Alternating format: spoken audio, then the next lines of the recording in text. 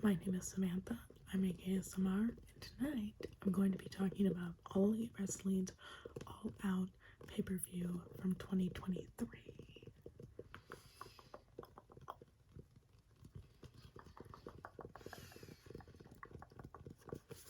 So, I have my notes right here. I'm doing a little bit of a different format. Instead of doing like a recap of the match, I'm just going to talk about what I liked, what I didn't like, the result, my expectations, and where I think they're going to go from here. Before we start, I have to talk about the CM Punk in the room.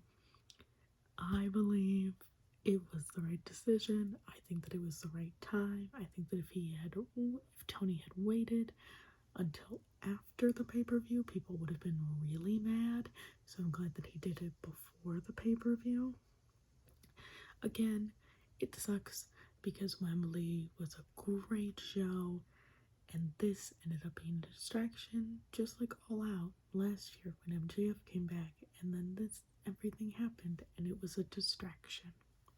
So I hope that time away will once again make him rekindle his love for wrestling, because obviously there was a problem here.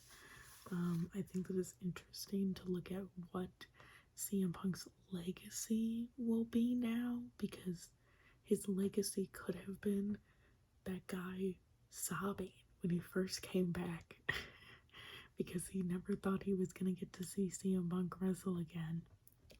And I will always remember that, but there are these additional dark spots on the ledger of his legacy as well that I think, is not for me to decide what it was, or how people interpret those. So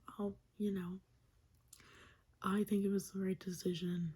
Absolutely, I think it was the right decision. You cannot be an adult and put your hands on somebody in a workplace without their consent. That's what wrestling is. Consent. It's supposed to have, talking between the two. Then it's just a fight. And you can't have that kind of HR stuff. I know that people kept making fun of Tony Khan for saying it, but genuinely, the people who they have to think about are the people backstage who are not talent, who are trying to work a regular job and don't deserve to have them feel unsafe or anything like that. Yeah, you can't get into a fight. This is an office. I get that it's different. It's an office. Whenever you find yourself making an excuse for something, say, would this fly at my 9 to 5 office job? And if it wouldn't, then it's not okay here either. So, I think that it was correct. And again, I'm glad that I hopefully won't have to talk about stuff like this again. Because, it should be better. And it's nice to talk about, like, good things that happened. I was kind of hoping, they keep saying he's going to release this bombshell statement. I don't think it's going to be that much, because I kind of don't know how I'll believe his interpretation of things. Not that I won't believe it, but I'm more inclined to deal with an HR perspective rather than the person who is being taken away. So it's disappointing. And yeah, moving on from that, I'm going to start with the 0 hour with the over budget battle royale. This, I think, is how all pay-per-views should start. I had no expectations going in other than I thought that I was going to have fun, and I did. I think that all pay-per-views should have a battle royale of some sort. It's such a fun way on the pre-show to like hype people up and really get everyone on the pay-per-view, which is nice. I love when everybody's on a pay-per-view. So, like that it sets the stage. I like the set for the show. It's these like 5 divided screens, 1, 2, 3, 4, 5, in the background, on top of the stage, which I really enjoyed. I'm gonna try and get everybody. I think that I did. Okay, so in the Battle Royale, there were the Best Friends, Dalton Castle, Scorpio Sky, Tony Nese, Aussie Open, Mogul Embassy, Hangman Adam Page, Sean Spears, Daniel Garcia, Jake Hager, Daddy Magic Man Bernard, Angelo Parker, Commander, Serpentico, Action Andretti, and Darius Martin. And I think that that is everybody. Would like to add, I would love to see a women's battle royale. I honestly don't think that we have ever gotten one, and I think that that would be wonderful. My best dressed is Serpentico, who is in neon green. It looks great. He is, of course, first eliminated, I think, besides Tony Nese. So Tony Nese and Smart Mark kind of start, which I love. Tony Nese calls everyone fatties, you know, their usual stuff. I like the name Over Budget Battle Royale is like cute. I like it a lot. I like that Sean Spears and Daniel Garcia have a dance off, and Sean Spears is really, really, really bad at doing the little Daniel Garcia dance. I just think that that adds a level of not seriousness that I enjoy. At one point, Dalton Castle goes back, the boys catch him, obviously, but then Angela Parker goes back, and the boys catch him too, and Angela's going, put me down, and then they put him down on the ground, and he's out, and he looks really annoyed, and I really liked that. I like that the Best Friends both do a choke slam on Brian Cage at the same time. That was so cool. We never get to see them be like strong, you know? I like that we have a lovely Trent Beretta and Hangman moment. I think that that was really nice. I would like to see them work together, especially now that Orange Cassidy, I think, will be on vacation. I love that Brian Cage and Hangman Adam Page were final 2 because of like Cage and Page. I thought that that was cute, and I like Brian Cage. I think that he's fun. I think that he always brings a level of pageantry to a pay-per-view that I really appreciate, you know. Definitely tangent. There were way better outfits at All In. All of the outfits at All Out were just kind of their usual outfits, with some exceptions, which I will list as I go on.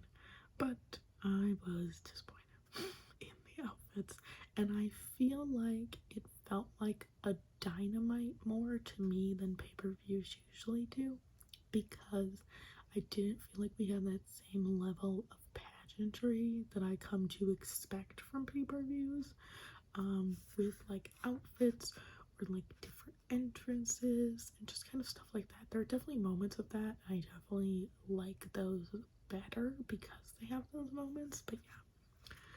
I didn't have any dislikes from this match. I thought it was just great. The result, Hangman ends up winning, and he donates the $50,000 to the Chicago Public Education Fund, which is very cute. They pan to the crowd, and we see the first mini Jay White cutout that we will see throughout the night. I think that they're very funny, so yeah. So next we have Hikaru Shida, Sky Blue, Willow Nightingale versus Mercedes Martinez, Diamante, and Athena, who we haven't seen in a while. Athena comes out with Billy Starks. Did not realize that they were aligned. I like these outfits a lot. So Shida, Willow, and Blue are wearing like a light sky blue, white, red, and gold as their colors. And then Mercedes, Diamante, and Athena are wearing like hollow, silver, dark blue, and black. And I like that they are all in matching colors as teams, but that the colors are also opposite of each other. I think that's fantastic. I didn't have a lot of expectations. I didn't quite get how Sheeta and Athena were put into this match as thirds for the team. Not that I just liked it, I just, a little confused. It felt rushed in. I liked Sheeta and Mercedes, who had very strong moments. Of course, I love seeing Willow wrestle and seeing her get her pounce in. Sky is isolated a lot, which I do think that I liked. I like seeing her be able to shine, especially in her hometown. I think that that's wonderful. So, I have on my dislikes that Sky's isolated a lot. I think, honestly, again, that the 3 people per team was too many, and I didn't get to see what I really wanted out of it. Either it was too short of a match, or it was just too many people. There was a lot of focus on Sky, and when I see Willow and Sheeta, I want Willow and Sheeta, and I feel like there wasn't equal time for everybody. But I like, again, that they got a trios match. I think that women trios are few and far between. So, the result, Sky pins Diamante, which I liked. I liked that she got the pin in her hometown. So next we have the Acclaimed and Billy Gunn versus Jay Lethal, Jeff Jarrett, and Satnam Singh.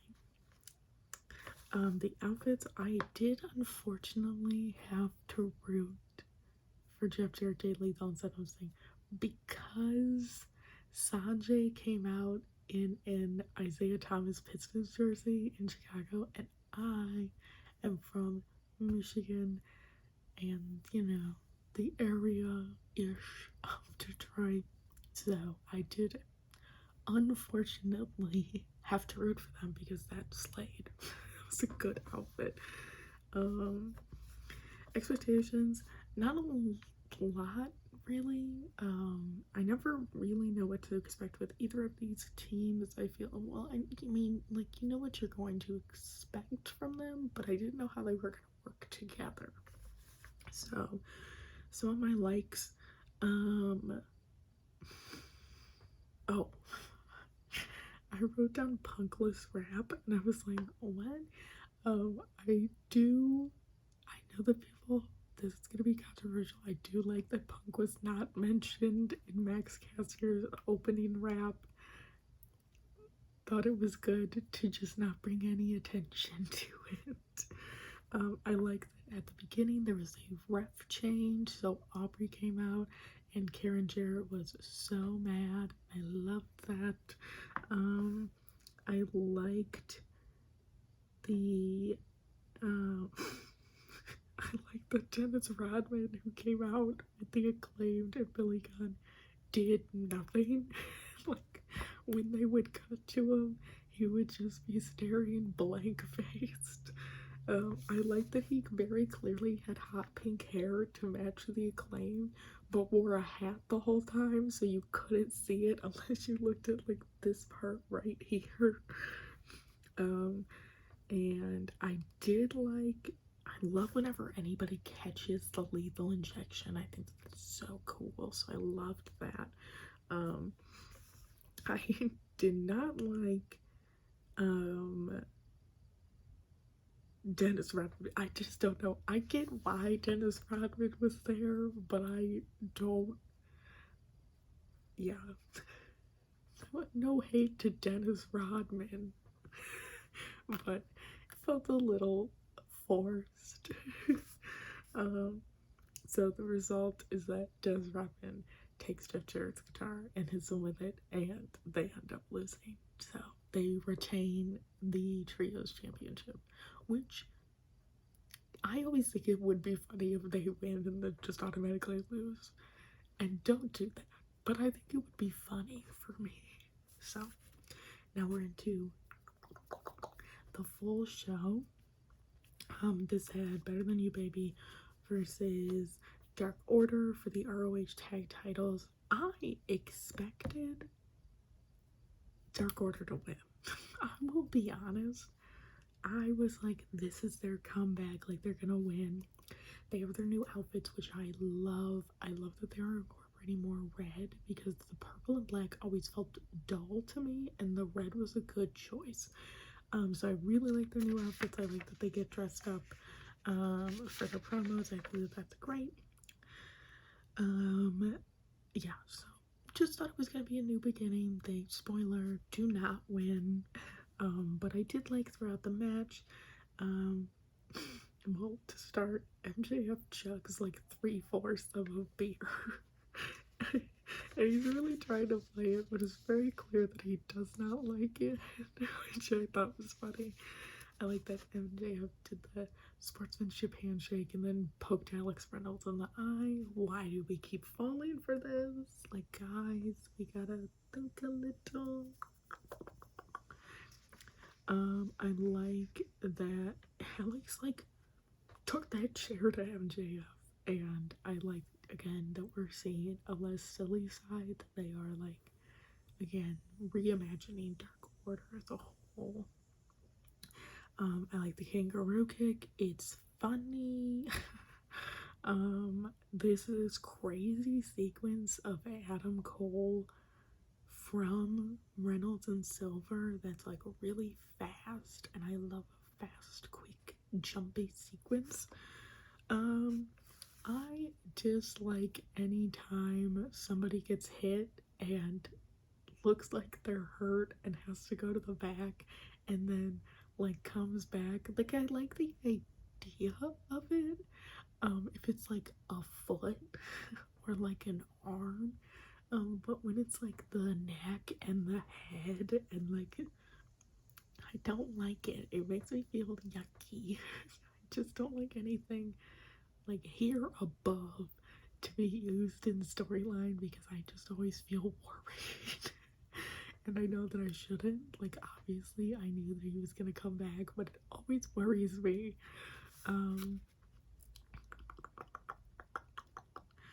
The result, they end with a double clothesline to Alex Reynolds, and they retain. Again, I was genuinely surprised because I'm like, they're gonna fight like a lot of ROH people. I'm very interested to see where they go with that because I was like, well, like, Alex Reynolds and John Silver, you know, doing stuff in ROH, I don't think would be unheard of, considering they've like dismantled Dark Order, and are building from the ground up. Also, can Colt Cabana be in the Dark Order again? Like, I just want him to be on TV again. So, can he be in the Dark Order again? But yeah, so I'm very excited to see this pay-per-view.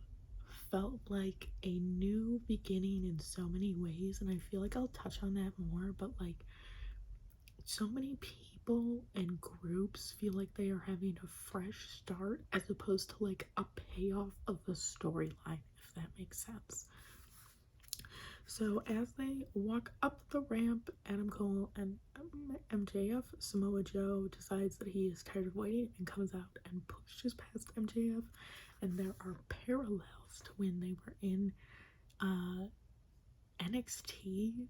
At least Samoa Joe was an NXT champion, and he like pushed MJF out of the way, and I love stuff like that. I love a parallel.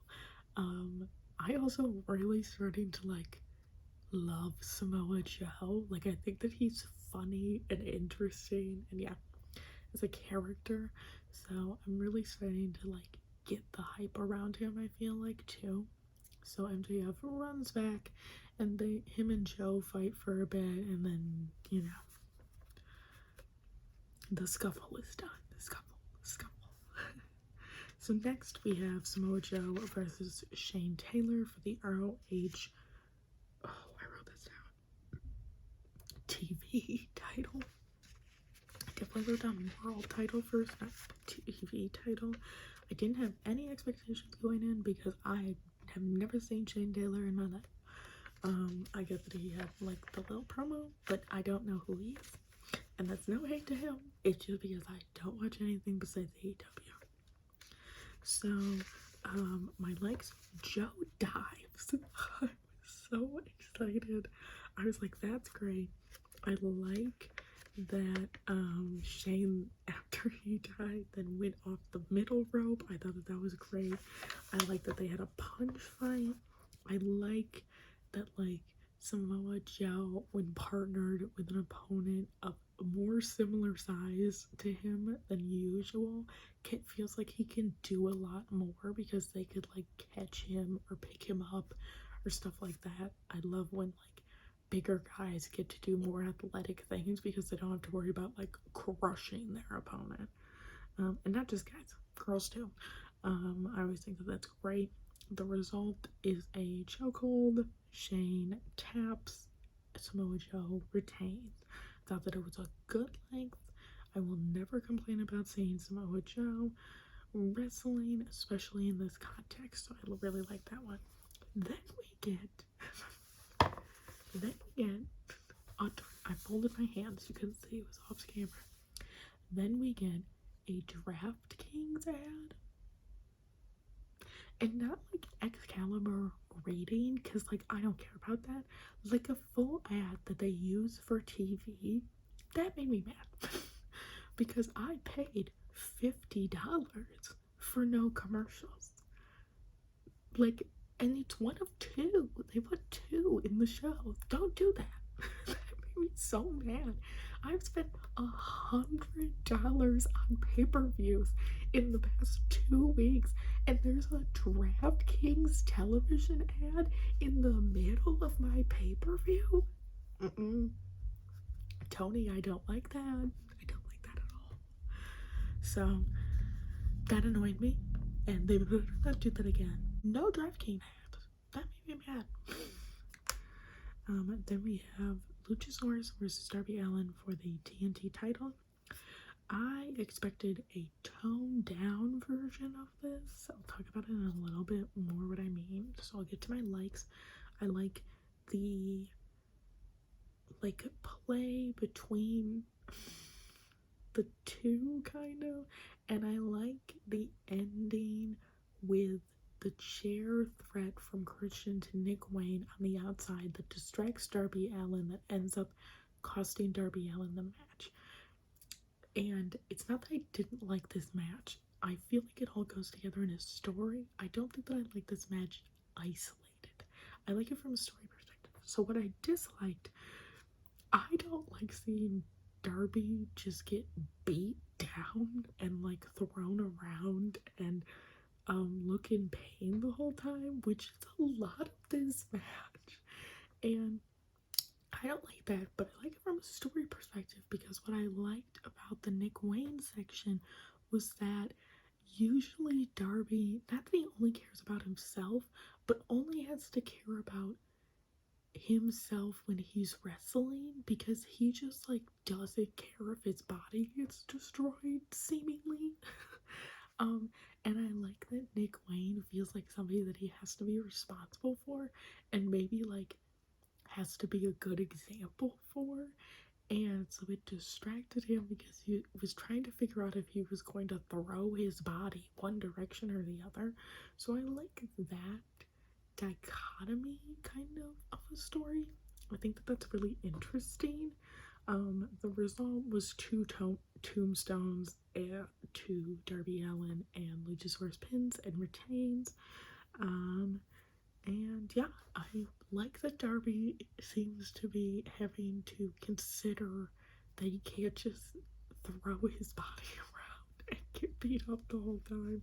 I don't know, this one just was one of those ones where I'm like, I don't know if I can watch it, because he's just getting beat up and, like, thrown into the stairs. So next I have Miro versus Powerhouse Hobbs.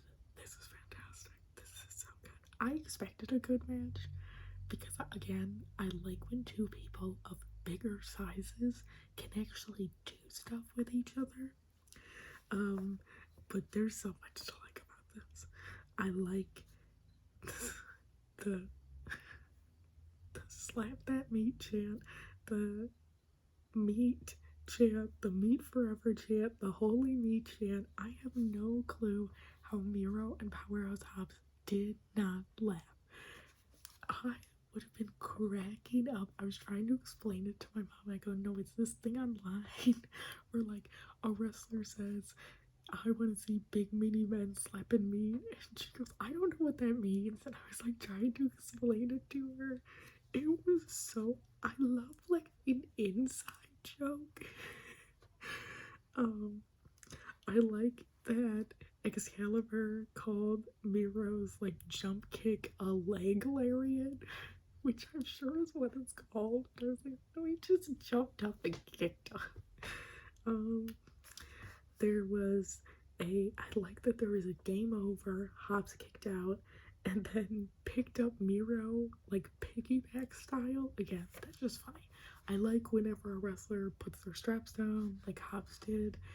I like that they did each other's finishes, and I have no dislikes. The result is 2 game overs, and Hobbs ends up tapping. There is the, oh, I can't remember who it is. I think it's Schwarzenegger and somebody else, like, arm grab at the end, but then Hobbs attacks Miro from behind. I definitely think that he was just supposed to attack him from behind, but because of all the chants, they were like, what if we did like a little swerve? And so he attacks Hobbs from behind, and guess who comes out? Miro's wife. CJ Berry makes her AEW debut. She had a great little outfit on, little booty shorts and a blazer. I thought they looked fantastic. But Miro is not happy to see her because he has forsaken her. I'm just excited to see what happens. That was just such a good match. Next, we have Chris Statlander and Ruby Soho for the TBS Championship. These were good outfits. The women never disappoint because they don't. Ruby is in a slightly more neon green version of, like, it's more yellowy neon green. She's got these bubble braids in. If you don't know what bubble braids are, it's when you take your hair and you like put a hair tie and makes like a bubble like that.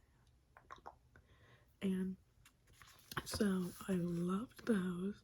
I like her Destination TBS Championship jacket. That was again that more yellowy neon green. Saraya comes out with her. Chris is in a Zoolander replica outfit. She just commits too, like she's doing Blue Steel. I thought it was funny. Expectations, I expected about what we got, so that was great. Definitely like a fun match, some interference. Definitely didn't expect all of it. I liked Chris throwing Ruby around. I love whenever Chris gets to show off her strength. I like that she chases Saraya on the outside like full speed. So fun. I love Chris's avalanche power slam. That's always such a brutal looking move without making me worry. I like that Ruby does a poison Rana, then a DDT, then a hurricane Rana, like one right after the other. It was crazy. She gets a no future and destination unknown. And then I am hoping that this is the end of the spray paint, because Toni Storm comes out from under the ring while Saraya is trying to give Ruby the spray paint or something, or Ruby's just grabbing it, I think, while Saraya's distracting the ref. And Toni takes the spray paint from her hand and then giggles as she sprays it into the air. And I am hoping that we never see this spray paint again, because I've had a problem with it this whole time, because L for loser is just so boring to me. Like, I want them to be mean. It feels like a lot of times, and understandably so, like, I totally get it, that a lot of the women in the women's division are afraid to fully commit to being, like, mean and, like, tormenting somebody for no reason, you know, just being a bad person.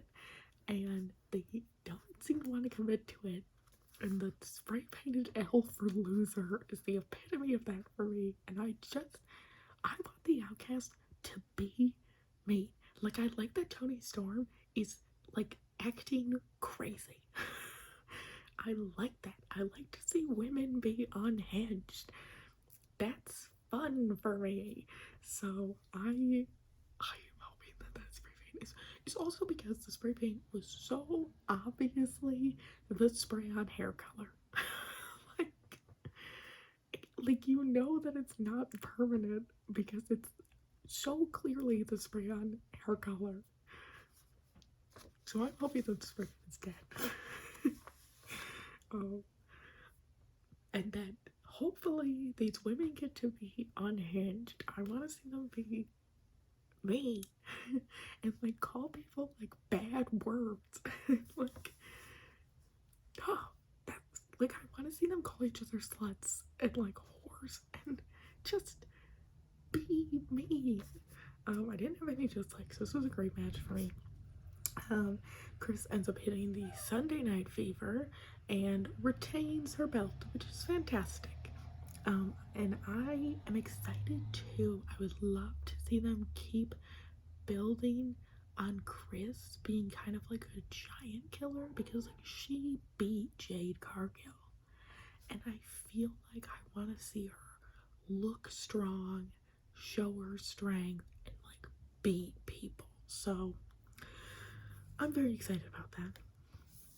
Next, we had Ricky Starks and Bryan Danielson in a strap match. Ricky the Dragon Steamboat is on commentary. I like the little twist that they pulled with the dragon and the American Dragon on Wednesday. I thought that was very fun. When Ricky comes out, there is this very, very loud scream for Ricky that's like really high pitched. I thought that was so funny.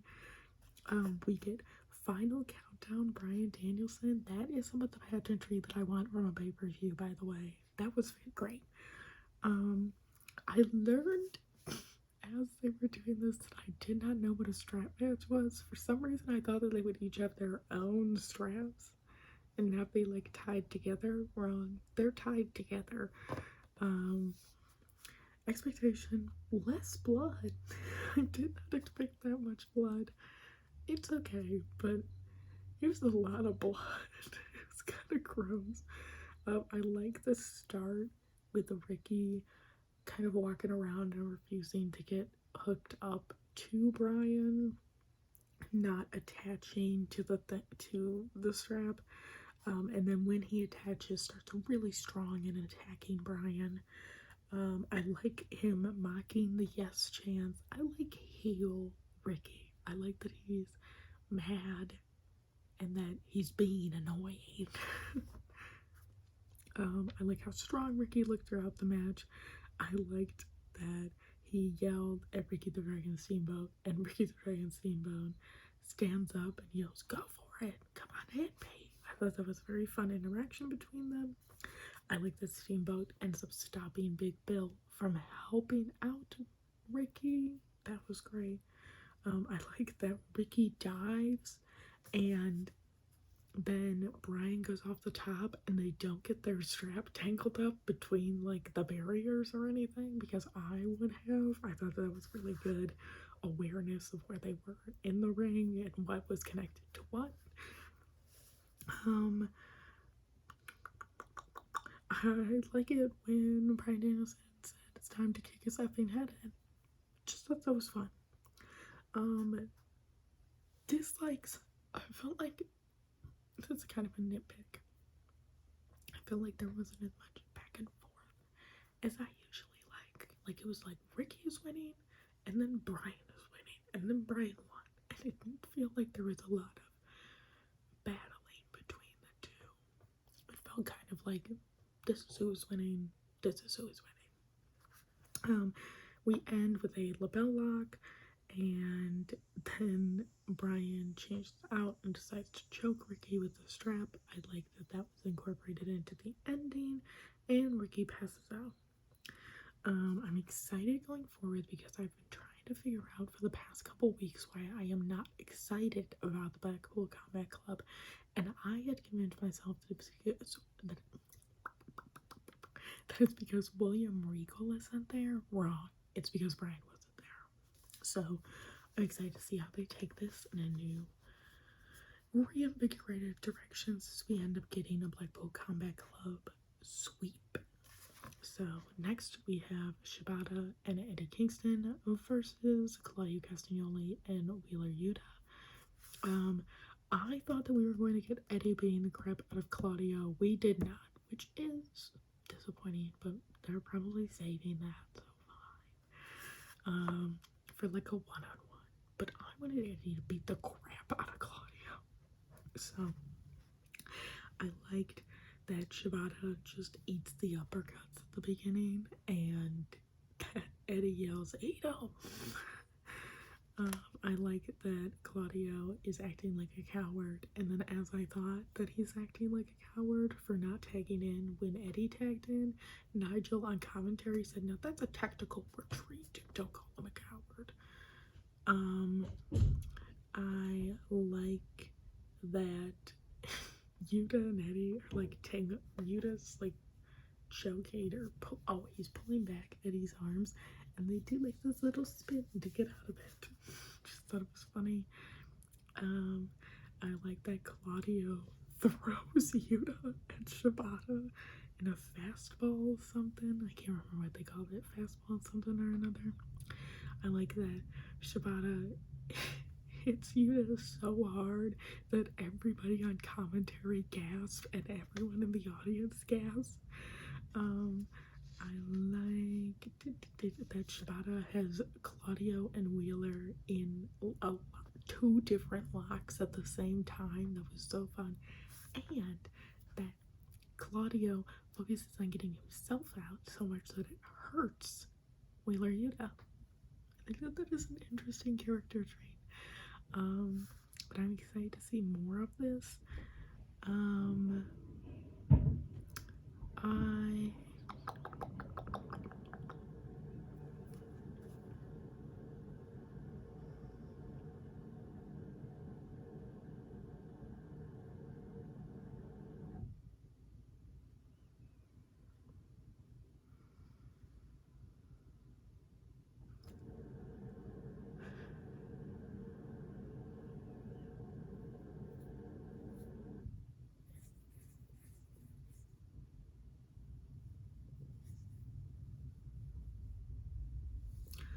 I like seeing Wheeler Yuta like lose it a little on Eddie because I feel like it's a parallel to Kingston, and that they both kind of can like lose it in a snap second when things don't go their way. I like Shibata and Eddie working together really well at the end. I thought that was great. I dislike not getting to see Eddie kill Claudio. Result, there is an uppercut to Eddie and he gets knocked out and gets pinned.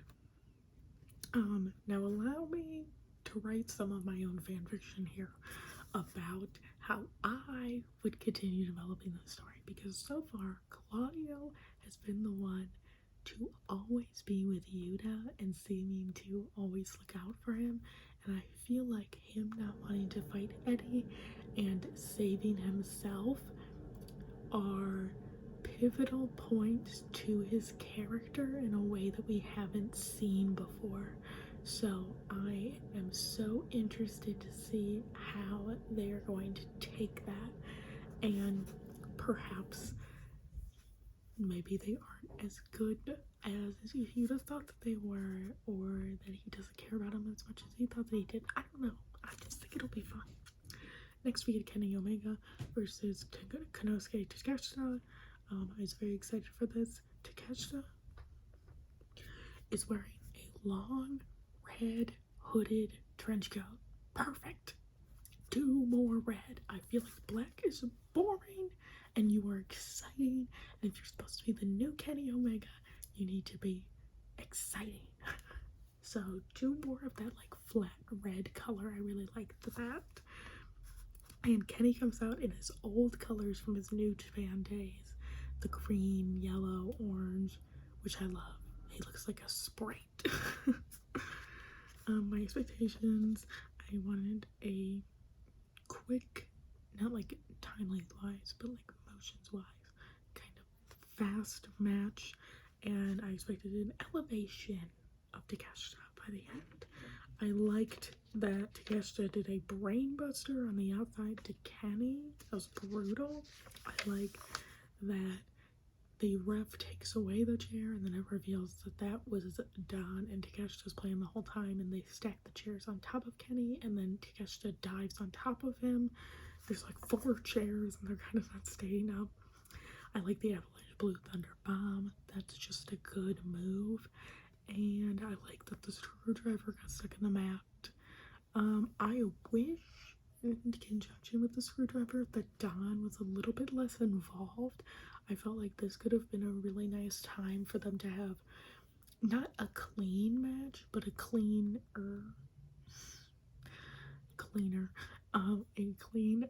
match to really elevate Takeshita.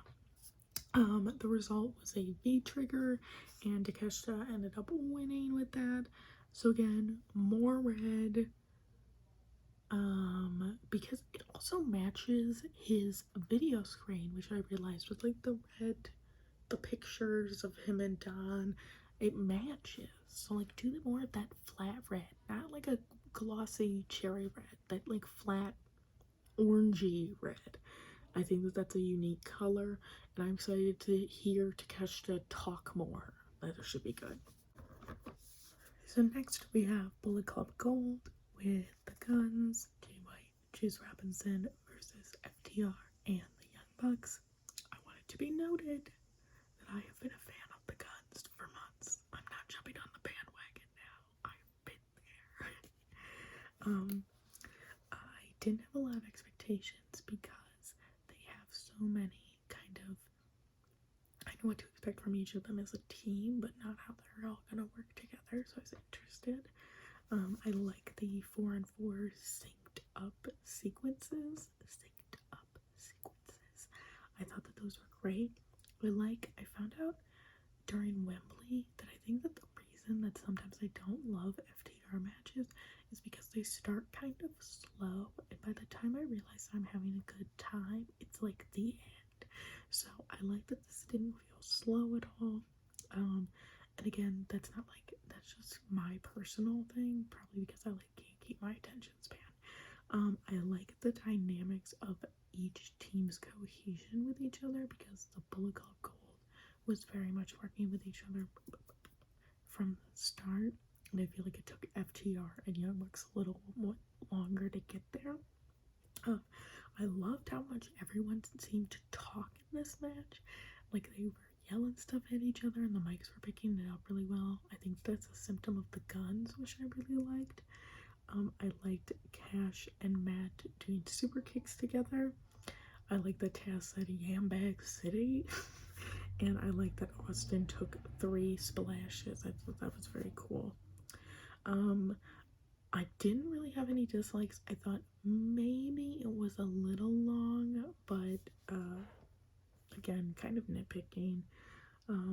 Bullet Club Gold ends up winning because Nick didn't break the pin to Cash up in time, and Nick seems to definitely feel like a lot of guilt for that based on the storyline. I'm very excited to see how the Young Bucks and FTR's dynamics play out now that there's not as much of a split anymore between Dynamite and Collision. And last, we have Jon Moxley versus Orange Cassidy for the International Championship. I had an expectation of kind of impending doom, as that one of these dudes needs to go on vacation. And I did kind of have a feeling it would be Orange Cassidy, which I was very sad about, obviously.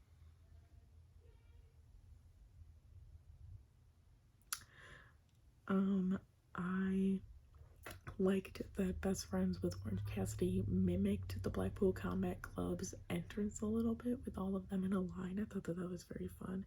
I like that somebody wrote, "I'm an Orange Cassidy fan and I do not have a sign idea." I thought that was great. I like how aggressively Orange Cassidy sells. I feel like he should get more credit for that, because I am always worried about him. And I like that there were 3 orange punches and a spear. those are just that's just the coolest move. I like that Max used the lapel locks. We did have a Blackpool Combat Club sweep that night. I did not like how much Orange Cassidy was bleeding. It made me very worried. The result, we ended up with 2 Death Riders, and then Orange ended up losing the championship. But I think that they made a very good choice by still making the end of the show about Orange Cassidy and really feeling like he was getting his flowers. So I really like that. But yeah, overall, I think that you can kind of see why I have that idea of like new beginnings. We're in a new era of AEW where like things are restarting and there are maybe some new people taking other people's places.